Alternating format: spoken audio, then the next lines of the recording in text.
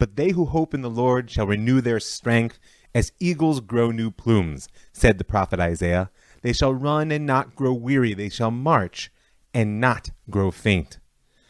Oh, Ribbon Olam, I'm hoping you will give me the strength to tell your story, because I'm Rav Mike Feuer, and this is the Jewish Story.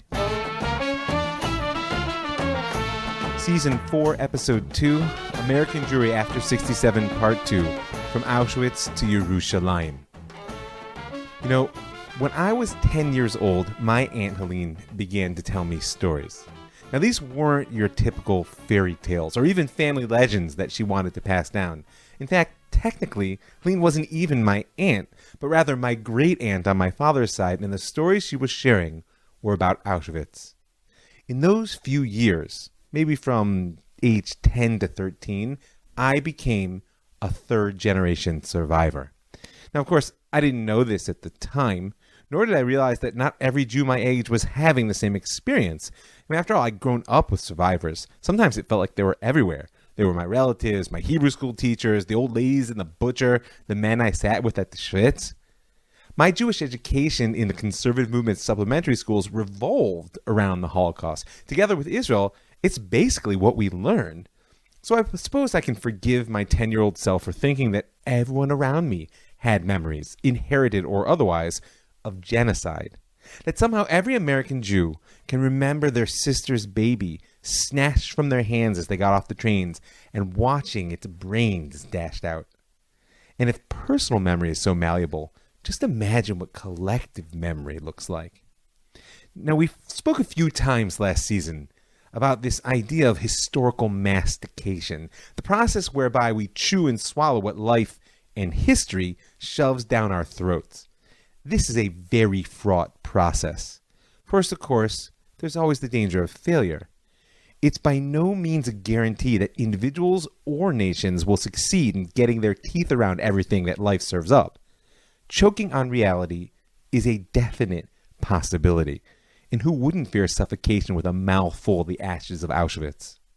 And of course, even if we manage to chew and swallow the facts of life, digestion is its own particular challenge.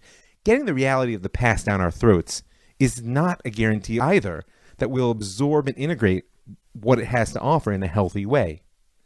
In this process of historical mastication, memory is our primary tool. And I know I've said it many times, but hey, it's the beginning of a new season, so let's just recall that for me, memory is the process whereby we remember, where we take the pieces of the past and consciously or not fit them together to uphold our present identity. And since we're all driven by aspirations, anxiety, or both, that identity is future-oriented, which means the way in which we remember the past not only creates and supports our present identity, it has a profound effect on the future which we build. And I don't know about you, but I dream of a future where there's no possibility at all of Auschwitz for anyone. So somehow, we have to find the right way to digest the Holocaust. And it begins with how we remember. Our ongoing relationship to the incomprehensible horrors must be part of what makes us who we desire to be and carry us toward that future of which we dream. We began this discussion actually back in Season 3, and the truth is, it had a place at the end of Season 2 as well, because of course memory begins in the very moment of experience and not only after the fact. Identity formation through remembering actually can't be separated from experience, nor is it a one-time act. It's a constant consciousness. It's an eternal, sacred task. So I want to take another swing at understanding this process of historical mastication in this episode. And right now, I'm specifically interested in the American Jewish experience, how the Holocaust was received, how it began to become memory, and what role it played in forming American Jewish identity. Now, that's a big question, and one which is going to take quite a bit more time than we have today. The question which interests me right now is the intersection between American Jews' experience of the Six-Day War and their absorption and integration of the reality of the Shoah. Of course, that will necessitate a bit of looking back. In fact, that's going to take most of the episode, but this will be hindsight in service of the present moment. I'm just fascinated by the idea that there was an immediate afterglow of the Six-Day War, which had a particular impact on American Jewry. And I suspect it played a specific role in framing and understanding the Holocaust. I did say understanding, but really the central problem in my eyes is not comprehension. I'm personally deeply repelled by most attempts to reduce Auschwitz to the dimensions of our mind, just as I reject efforts to make the revelation at Sinai something that we can fully grasp. The real issue here is, how do we build a relationship to the incomprehensible? Now, the options open to American Jewry are going to be much the same as those which humanity has employed throughout time, fit to their particular historical context, of course.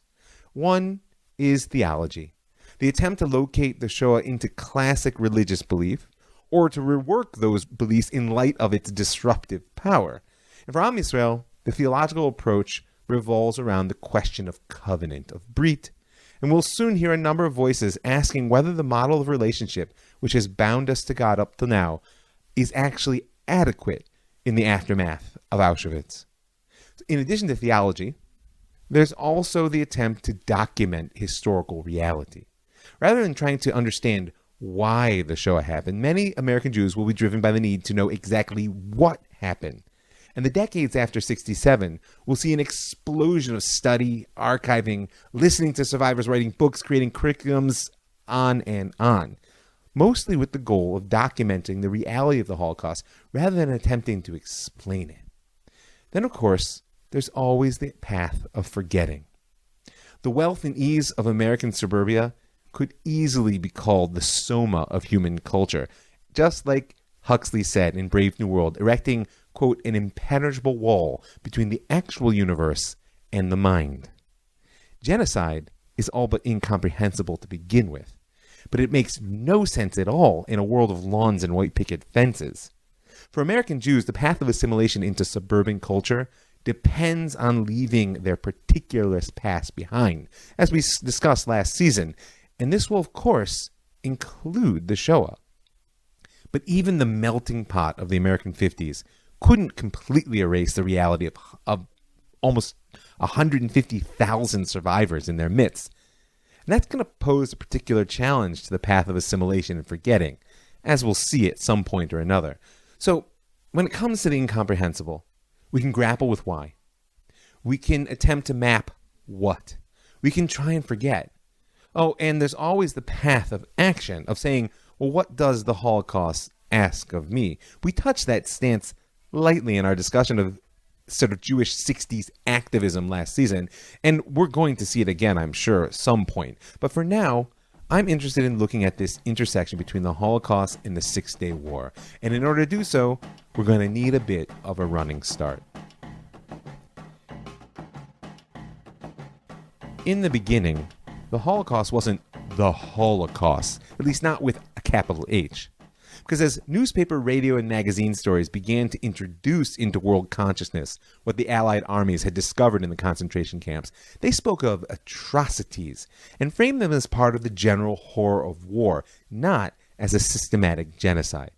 The idea that what had occurred in the ghettos and camps of Europe was a Jewish story remained at first ignored, or maybe, in all honesty, unseen. I mean, after all, even if the world had known right from the start that 6 million Jews were murdered in the camp, 1/3 of our total population, that amounts to only 8% of the estimated 75 million people who died in the war, and there's no way people could know that number off the bat. So, from the outset, the particularity of Jewish murder, as opposed to death in war, was obscured by the way in which what was found in the camps was presented. And the truth is, the universalization of our suffering actually began before the liberation of Auschwitz. In his landmark essay, Cloud of Smoke, Pillar of Fire, which we'll hear a bit more about before the end, Rabbi Yitz Greenberg actually blames this focus on humanist values for the extent of the Holocaust. He says the ideology of universalism blocked specifying Jews as victims of Nazi atrocities. As in the Allied Declaration of January 1942, Jews were not mentioned by name on the grounds that they were, after all, humans, not Jews, and citizens of the countries in which they lived. The denial of Jewish particularity in the face of the very specific Nazi war on the Jews led to decisions to bomb industrial targets to win the war for democracy, but to exclude death factories lest this be interpreted as a Jewish war. And so, it should come as no surprise, if that was the attitude in 1942, that the mounds of bodies rotting in the camps were labeled as casualties of war crimes, not victims of genocide. This universalization continued through the post-war Nuremberg trials. When presenting their case, the prosecutors acknowledged the existence of a Nazi plan called the final solution to the Jewish problem, but they subsumed it under the general heading of crimes against humanity. And it didn't stop here. In 1955, Alan Nays published a groundbreaking documentary called Night and Fog. It was actually filmed on the grounds of Auschwitz and Majdanek, and it never mentions the Jews. Not even once. Can you imagine such a thing? It was actually so controversial that there was an attempt to ban it in Israel. William Shirer's 1960 bestseller, The Rise and Fall of the Third Reich, which really brought a deeper understanding of what had happened in Europe to many English speakers, devotes less than 3% of its 1,200 pages to the Jewish genocide. Even Anne Frank's diary, seemingly the ultimate particular Jewish story, played a role in undermining the story of Jewish suffering at the hands of the Nazis. The 1955 Broadway adaptation, which made Anne famous in America, transformed her from a young Jewish girl into a universal symbol of murdered innocence. The diary's reflections on Jewish persecution and anti-Semitism weren't even included in the script. In fact, they were often replaced by comments she never made, like, "We're not the only people that's had to suffer. There have always been people who've had to, sometimes one race, sometimes another." So, at first, there was no Holocaust, at least in the sense of a unique and uniquely Jewish event. Now imagine for a moment the impact that this had on the nearly 150,000 survivors who were building a new home in America in the 2 decades after the war. I mean, just the psychodynamic of how they were received by their fellow Jews is complex in and of itself. The very fact of their arrival as a large group of identifiably different Jews pushed up against the assimilation sort of normalization ethic which was at the heart of American Judaism of its day. And of course, what they'd experienced, and therefore represented, was simply incomprehensible to Jew and non-Jew alike. Now eventually we will trace how the assimilationist melting pot approach to American culture gave way to a multicultural vision which celebrated ethnic particularity. We started that discussion in season 3, but when we continue, we'll see how one thing which shifts, which emerges into this new, safely particular space, will be the voices of the survivors. As the focus amongst Jews moves from the general to the particular, desire to hear and preserve their stories will come to the fore. But in the first couple of decades after the war, many survivors just felt silenced. Silenced by their guilt for having lived when others had not, by their shame at being the bearer of the heart of darkness into the bright and hopeful lives of American Jews, and silenced because those around them did not want to hear their stories. They didn't want to contemplate that it could have been me, or I should have done more, or even that such a thing is even possible. And so, the universalization of Jewish genocide into human suffering and war crimes, the desire of American Jews to be like their neighbors, and the silence of the survivors meant that at first there was no capital H Holocaust. Now clearly this changed. And the question is when? I mentioned earlier my Aunt Helene and how she told me her stories. Well, I'm not the only one she told. In fact, she was eventually recorded as part of Steven Spielberg's documentary project. He should be blessed for such a thing. And I'll never forget watching the recording for the first time. After she makes her way through more than an hour of interview, telling story after brutal story, the majority of which I already knew, the camera pulls back and you can see that she's sitting with her children and her grandchildren. And when the interviewer turns to her eldest son, my cousin Kenny, and asks whether he'd heard these stories, I was astonished to hear him say no. It was really then that I discovered that I was the first to receive those memories. And I've since learned that often survivors were unwilling or unable to tell their own children the stories which they eventually shared with the third generation. Now, I gotta tell you, I'm not a believer in this idea that time heals all wounds. Time is certainly necessary, but it's insufficient for transforming trauma into memory. And one of the ways in which we understand trauma at all is that the traumatic event doesn't actually exist in the past. It maintains itself in the mind in a sort of eternal presence. Think of it as a vortex. Chronologically, of course, whatever happened is in the past, but psycho-emotionally, it's a constant now, which is pulling at the sufferer, always threatening to overcome and suck their current life into this vortex of trauma. So time doesn't heal all wounds. Time plus work does. And the question is, what work needs to be done to heal the Holocaust?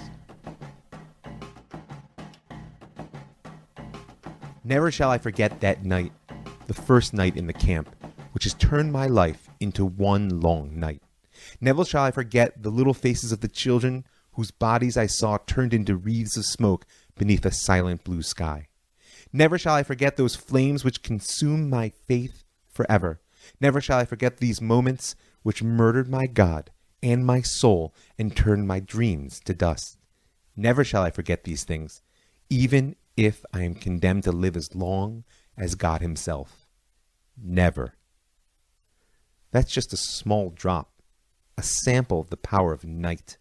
The autobiographical sketch written by Elie Wiesel after surviving Auschwitz and Buchenwald death camps.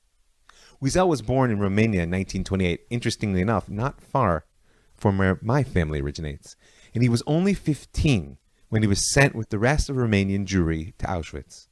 90% were killed upon arrival, including an estimated 96 members of my father's family, but Elie, young and strong, was selected for slave labor. Slavery was actually a miserable suffering which saved his life. And so he was 16 when the camps were liberated. If you want to know how he survived, read the book.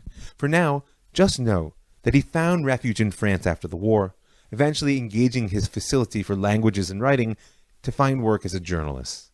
And despite the thousands of words which he wrote over the next decade, Elie Wiesel held his silence over what had happened in Auschwitz. The change began in 1952, when he met Nobel Prize-winning French author François Mauriac. Eventually, the two would become close friends, sharing many things, but from this initial encounter, the French author recalled nothing more than looking at Wiesel's tormented eyes and seeing what he called the death of God in the soul of a child. And it was Mauriac who encouraged Wiesel to tell his story. Perhaps as a devout Christian, he hoped to revive that dead God, or perhaps as an author, he understood the healing power of a story rightly told. The first Yiddish-language draft was titled, "And the World Remained Silent," but its 900 pages never saw print, and it took a few more years until it was pared down into the slender volume of Night, published in French first and then translated in 1960. Now, eventually, Elie Wiesel's memoir would transform understanding of the Holocaust for Jew and non-Jew alike. It's been translated into 30 languages and sold more than 10 million copies in America alone. I'm sure that many people now have been listening to it. When I was in high school, it was actually required reading. But as we saw above, in 1960, very few people wanted to hear about a capital H Holocaust or relate to the particularly Jewish suffering which occurred there. And so the book went all but unnoticed upon publication. Now, that's not to say that Wiesel wasn't expressing a feeling which was genuinely present in the world. There were many among Jew and non-Jew alike who felt that God had indeed died in the ovens. In 1966, scholar, writer, and conservative rabbi Richard Rubenstein published his groundbreaking work, After Auschwitz, Radical Theology and Contemporary Judaism.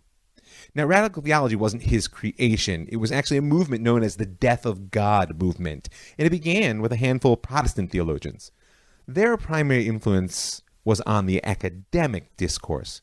But as the optimism of the Great Society began to fade in the late 50s and early 60s, and the reality of America became one of racial struggle in the Vietnam War, the uncomfortable questions raised by these academics found resonance in popular culture. But it was really Rubenstein's move of linking the Holocaust with the death of God, which gave the movement its cultural movement, which included a 1966 appearance on the cover of Time magazine. I mean, how many theologians can claim that distinction? But for the purposes of our discussion, After Auschwitz is one of the first Jewish theological works to ask, how does the Holocaust now affect the covenant between God and Israel? It's a painful but important question, and Rubenstein had a very particular answer. He says that after the Holocaust, quote, Jews were confronted by an inescapable either-or. One can either affirm the innocence of Israel or the justice of God at Auschwitz. And Rubenstein chooses to condemn God. A God, he says, a God who tolerates the suffering of even one innocent child is either infinitely cruel or hopelessly indifferent. It's a dramatic statement. But to me, the logical conclusion which emerges from it isn't that God died in the camps, but rather that God never existed to begin with. After all, innocent children were suffering long before Auschwitz. And in that sense, Rubenstein was really a voice of the French existentialism and its vision of an absurd universe devoid of God, which was gaining a lot of traction in Western culture in the 60s. And this should come as no surprise. Camus won the Nobel Prize in 1957, while Sartre refused his in 1964. We are at the heart of the rise of existentialist thought. And as Rubenstein himself wrote, had I lived in another time or another culture, I might have found some other vocabulary to express my meaning. I am, however, a religious existentialist after Nietzsche and after Auschwitz. When I say we live in the time of the death of God, I mean that the thread uniting God, man, heaven, and earth has been broken. We stand in a cold, silent, unfeeling cosmos, unaided by any purposeful power beyond our own resources. After Auschwitz, what else can a Jew say about God? I mean, the truth of the matter is that radical theology quickly lost its traction in the wider Christian world. Partially, it was just too much of a challenge to institutional religion to gain widespread acceptance. I mean, after all, thousands and thousands of clergy and countless institutions were bound up with the supposition that God was alive and well. I would also say that such a radical theology, a death of God perspective, fails the primary test of religious thought. Can it offer the motivation and hopefulness people need to become something more than they already are? For Am Yisrael, as we will eventually see, the death of God ran smack into the reality of June 1967. Nonetheless, after Auschwitz is helpful for our current task because it poses a challenge to some of the fundamental tenets of traditional Jewish theology, that a providential God acts in history, that the people of Israel were God's chosen people and therefore a focus of that providence, and that disasters are the result of the sins of Israel. Now, the three are obviously bound up. As Rubenstein writes, how can Jews believe in an omnipotent God after Auschwitz? Traditional Jewish theology maintains that God is the ultimate actor in the historical drama. It has interpreted every major catastrophe in Jewish history as God's punishment of a sinful Israel. We've spoken about that many times in the show. Because of our sins, we were driven from our lands. He goes on to say, I fail to see how this position can be maintained without regarding Hitler and the SS as instruments of God's will. To see any purpose in the death camps, the traditional believer is forced to regard the most demonic, anti-human explosion in all history as a meaningful expression of God's purposes. The idea is simply too obscene for me to accept. Now, Rubenstein was honest and far from alone in what troubled him, though his emotive response of refusal to accept doesn't necessarily equate with a theological force play. And not every rabbi was so quick to give up on the covenant. And of course, since every existentialist knows that context itself provides meaning, maybe Rubenstein should have waited a year before publishing, because 22 years after Auschwitz will look quite different than 21. The first reply to After Auschwitz was the aptly, if somewhat childishly named, Atheism is Dead, a Jewish response to radical theology, published by Arthur J. Lelyveld in 1968. It's really a restatement of classic theology, so I bring him just to show that there are many models for understanding the covenant after the Holocaust, and not all of them have to be so bold. Though I do wonder what you think of the following statement. Auschwitz introduces no new problems, says Lelyveld. It is the old problem of evil written large. It differs only quantitatively from prior problems. I gotta say, I'm not so sure. As the old saying goes, quantity has a quality all its own. I do appreciate the activist stance, which Lelyveld asserts in the work. He posits that those like Rubinstein, who believe that God is dead after Auschwitz, had a primary misconception about the covenant to begin with. He says the God of Judaism is the God who demands. The covenant obligation that is central in Judaism calls upon the Jew to be God's co-worker in perfecting the world, not to be saved, but to participate in the redemption of mankind. This is not to say that Lelyveld is untroubled by the horror of the Holocaust, as I cannot say that God willed the death of the 6 million, he says, so I certainly cannot praise him for their death. This to me is a repelling, blasphemous idea, but I cannot withdraw from the 6 million the dignity that lies in recognition that there existed among them a willingness to die in a fulfillment of a distinctive role. While I cannot say that God willed Auschwitz, I can say that God wept over Auschwitz. It's part of a larger package which asserts that one of the supreme values embodied in creation is human freedom of action. And so in my eyes, the critical conclusion that Lelyveld draws is that a Jewish response to Auschwitz should be to say, well, what is God asking of me? And Lelyveld, of course, was not the only one to pose that question. We actually saw last season, you can look it up, season 3, episode 10, survivor, philosopher, and Reform rabbi Emil Fackenheim not only asked, but answered the question. And he said, we are first commanded to survive as Jews, lest the Jewish people perish.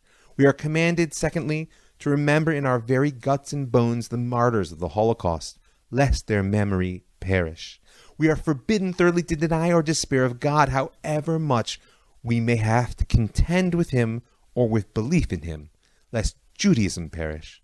We are forbidden, finally, to despair of the world as the place which is to become the kingdom of God, lest we help make it a meaningless place in which God is dead or irrelevant and everything is permitted. To abandon any of these imperatives in response to Hitler's victory at Auschwitz would be to hand him yet another posthumous victory. Fackenheim called it the 614th commandment. And the implications of his words are fascinating to me. One way to read the shift in Holocaust memory and framing, which occurs in the late 60s, is in the context of the global slide toward humanist, universalist existentialism. I say slide with all of its negative connotations because though it may have appeared to many that abandoning particular national and religious narratives would end human conflict, I mean, after all, imagine there's no country, it isn't hard to do, nothing to kill or die for, and no religion too. Never forget how Camus opens the myth of Sisyphus by saying there is only one really serious philosophical question, and that is suicide. Now, the problem is, what if that answer to many people is yes? Fackenheim understood that, quote, to despair of the world as the place which is to become the kingdom of God, lest we help make it a meaningless place in which God is dead or irrelevant and everything is permitted, was to spit in the face of the martyrs by handing a posthumous victory to their murderer. There's a much longer discussion here that we can have at another time, but I do want to say that those of you who have been listening since the beginning, or at least for a while, are familiar with my model, how in every age Am Yisrael is rejected by mainstream culture because we don't fit the paradigm. To be a Jew is to swim against the stream. We were the indigestible element of empire in the late antiquity of the Greco-Roman world, the obstinate refusers of salvation to the medieval Christians and even Islam, the alien other of modern humanist society. And here in the postmodern era, we're the story which refuses to die. This is the new element of covenant which Fackenheim derives from Auschwitz, and it's a light which emerges from the ultimate darkness. There are many other voices which discuss the nature of covenant post-Holocaust. And of course, Am Yisrael being who we are, it's a conversation which is far from over. It's a reality we have mentioned many times. We instinctively tend to locate the meaning of an event in our immediate experience. Yes, of course I know what just happened. I lived through it, didn't I? But the reality is, there's an understanding which is only available after the fact. It's the positive side of Stegner's Doppler effect of time we mentioned last episode. Hindsight may dull the passions and power of experience, but it also offers the context and understanding which come from continually revisiting events which really matter. So like I said, there are many more voices to explore. Along with Rubinstein, Lelyveld and Fackenheim, I could add Rav Soloveitchik, Eugene Borowitz, and of course, Eliezer Berkowitz's Faith After the Holocaust is a must-read. It's a far from a comprehensive list, and the conversation is ongoing. But this is not our story right now. Because while it's noteworthy to me that we can find a cluster of works written and published between the mid-60s and the mid-70s, all of which engage the question of the covenant post-Holocaust, I'm still focused on the moment, on that intersection between the memory of Auschwitz and the experience of the Six-Day War. And to draw this part of our discussion to a close, I want to take us back to shul. I hope you recall the anecdote which I shared last episode about Rabbi Yitz Greenberg, who, when asked by a congregant in the lead-up to the Six-Day War, "They're going to wipe out Israel, what's going to be?" replied, "They're not going to wipe out Israel. And if they do, there's going to be a sign up, the shul is closed." His feeling was quite simple. Faith could not go on with an unmitigated catastrophe of that size happening again. As it so happens, the only signs hung in shul in the aftermath of the war were those of celebration, thank God. And Rav Yitzchak Greenberg himself was invited to address the 1968 American Jewish Committee annual meeting. This was the meeting, I hope you remember, that was marked by a triumphant sense of unity amongst Jews in America and Israel, and with a resolution that declared the deep personal attachment and the profound sense of a shared history and destiny that organically connect American Jews to Israel. Now, in Jewish tradition, history and destiny lie in the hands of God. And while 22 years after Auschwitz, the members of the AJC may not have been prepared to contemplate the theological significance of the Holocaust, or at least the difference in its significance between 1966 and 1967, Rav Yitz Greenberg was. His speech was entitled "Cloud of Smoke, Pillar of Fire, Judaism, Christianity, and Modernity After the Holocaust." And as the title implies, it's a sweeping examination of the world in which we live. Cloud of Smoke offers its own important element to this tide of covenantal theologies, as I'll call it, which pushed off the fear that God, or at least the God of history, was dead. Right now, I'm not going to offer you a full-length analysis. I do highly recommend reading the complete version. It was published as a full-length essay a number of years after the speech. You can email me, ravmikefoyer@gmail.com, or you can send me a message on Facebook, Rav Mike Foyer, for the link, or maybe I'll drop it in my Patreon feed if you want to get on there and give a little bit of per-podcast support if you're not already. But I will say this as a teaser. I do hope, and in fact expect, that in the coming week or two, Rav Greenberg himself is going to be joining me for an interview, a full discussion of his thoughts on the covenant in light of Auschwitz 67 and today. But I want to end on a very different note. Don't underestimate how much of Richard Rubinstein's radical theology was fed by his disappointment and despair with God after the Holocaust, and how much existential despair in general around the world was fueled by the murderous fruit of modern society. After all, as philosopher and Rabbi Eugene Borowitz put it, the death of God shielded us from the tragic loss of the one God in whom modernity had avidly trusted, ourselves, humankind. Or as I like to say to people who ask me where was God in the Holocaust, first tell me where was man, and then I'll answer your question. The sense of failure in divine relationship and the threat of depression which flowed from a loss of belief in human progress can't be held off by mere words, no matter how sophisticated or wise. As Rabbi Greenberg said to the packed audience of the AJC conference, the only way in which we can incorporate Auschwitz into our history is through the return of the God of history in another act. Quote, "If the experience of Auschwitz symbolizes that we are cut off from God and hope, and that the covenant may be destroyed, then the experience of Jerusalem symbolizes that God's promises are faithful and his people live on. If Treblinka makes a human hope an illusion, then the Western Wall asserts that the human dreams are more real than force and facts. Israel's faith in the God of history demands that an unprecedented event of destruction be matched by an unprecedented act of redemption. And this has happened. Now, there's obviously much more to consider as we trace exactly how the Holocaust and support of Israel became the twin pillars of American Jewish identity in the wake of the Six-Day War. It's a process which will accompany us not just for episodes, but really for seasons to come. For now, I want to sum up this time of transition, which has the Six-Day War at its axis. Recall first that the initial trend toward universalization of the Holocaust as a human tragedy pushed up against any particular narrative of Jewish genocide, the Holocaust with a capital H.